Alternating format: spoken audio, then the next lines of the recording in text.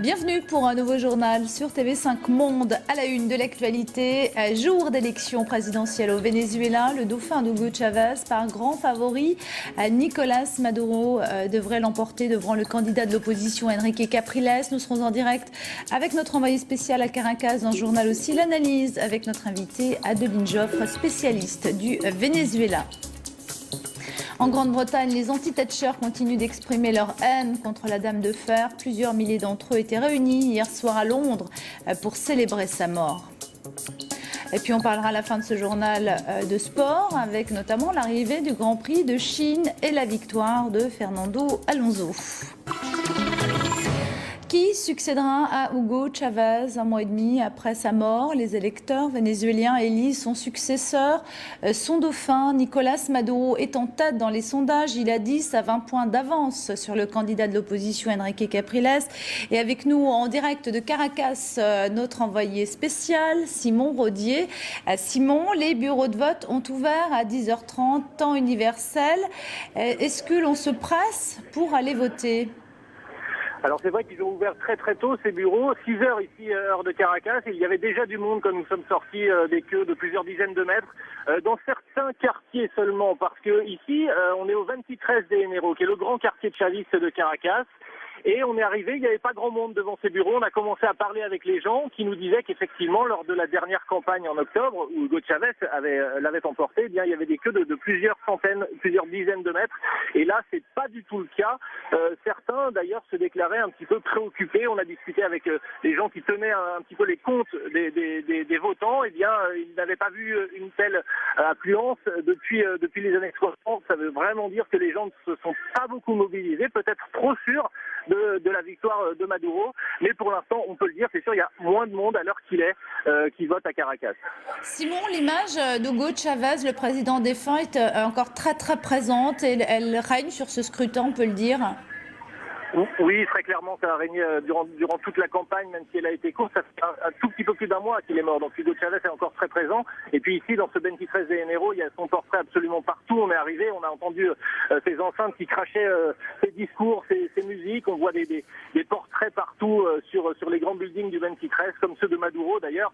Ici, on ne voit que Capriles n'est absolument pas présent dans ce quartier. Mais c'est vrai que la stature d'Hugo Chavez est encore présente. Nicolás Maduro, qui a appelé d'ailleurs à voter Chavez. Voter Maduro, c'est voter Chavez, et donc toujours très présent ici. Merci beaucoup Simon Rodier d'avoir été en direct pour nous depuis Caracas et avec nous pour revenir justement sur ce scrutin au Venezuela. Adeline Joffre, vous êtes de l'Institut des hautes études de l'Amérique latine.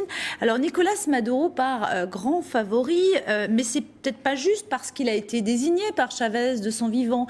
Nicolás Maduro, c'est aussi un leader syndical, quelqu'un qui a déjà fait ses preuves un peu en politique, et c'est peut-être celui qui incarne le mieux finalement la révolution bolivarienne après Chavez. Alors effectivement, Maduro part avec une légitimité qu'il tient de Chavez et vraiment des mots de Chavez lui-même. Et malgré tout, ça lui confère un appui vraiment important pour cette campagne et pour cette élection. Après, vous avez raison de le rappeler, Maduro est le représentant de l'aile civile du chavisme. Il est issu des mouvements sociaux, il était syndicaliste et c'est certainement la raison pour laquelle Chavez a choisi de se prononcer avant son décès en sa faveur par rapport, par exemple, à un Diosdado Cabello qui est actuellement président de l'Assemblée nationale et qui représente, lui, le secteur armé de la révolution bolivarienne. Alors son opposant, l'adversaire en tout cas de Nicolás Maduro lors de ce scrutin, c'est Enrique Capriles. C'est un test pour lui. D'ailleurs, en fait, on voit qu'Enrique Capriles ne nie même pas les bienfaits finalement de la politique, notamment sociale, d'Hugo Chavez. Effectivement, il s'appuie même sur ce bilan. D'ailleurs, effectivement, c'est assez intéressant de voir que l'ombre de Chavez est très présente, même du côté de l'opposition, qui évite soigneusement de toute critique directe à Chavez et qui entend justement montrer que Maduro n'est pas Chavez et que Capriles peut représenter une alternative crédible pour les Vénézuéliens qui, au départ, étaient un peu effrayés de voir ces programmes sociaux s'arrêter. Donc Capriles, de ce point de vue-là, cherche à rassurer les Vénézuéliens et c'est un enjeu de taille pour lui parce que lors des dernières présidentielles, l'opposition a réalisé un score qui était très, très favorable finalement, avec un gain de voix par rapport à 2006. Donc l'enjeu est de taille pour l'opposition dans cette élection. Enrique Capriles met beaucoup en avant les questions de sécurité. C'est un peu finalement le seul argument qu'il est à sa portée ? Alors, c'est un argument de poids qui touche la réalité et la vie quotidienne des Vénézuéliens et qui est abordé par les deux candidats. Ça a été vraiment un des fers de lance de la campagne. Et le second instrument que Capriles a pour sa campagne également, c'est l'économie. Donc là, on voit une vision assez radicalement opposée des deux candidats. D'un Maduro qui entend poursuivre l'œuvre sociale de Chavez en se basant sur l'économie rentière du pays et un Capriles qui, lui, revendique des relations plus équilibrées, qui revendique aussi une économie où les pays étrangers vont payer leurs dettes au Venezuela. Donc là, on a deux éléments de fracture assez importants. Finalement, est-ce que les Vénézuéliens votent vraiment pour Nicolás Maduro ou pour Enrique Capriles? Finalement, est-ce que c'est pas un peu tôt cette élection? Est-ce que l'ombre finalement de Hugo Chavez n'est pas complètement omniprésente sur ce scrutin?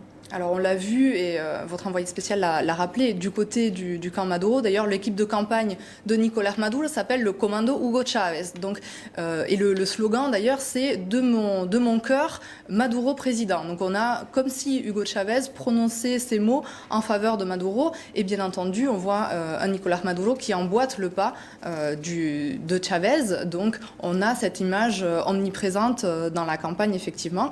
Et du côté de Capriles, on a plutôt des tentatives de détachement par rapport à la figure d'Hugo Chavez, tout en gardant un respect pour son héritage.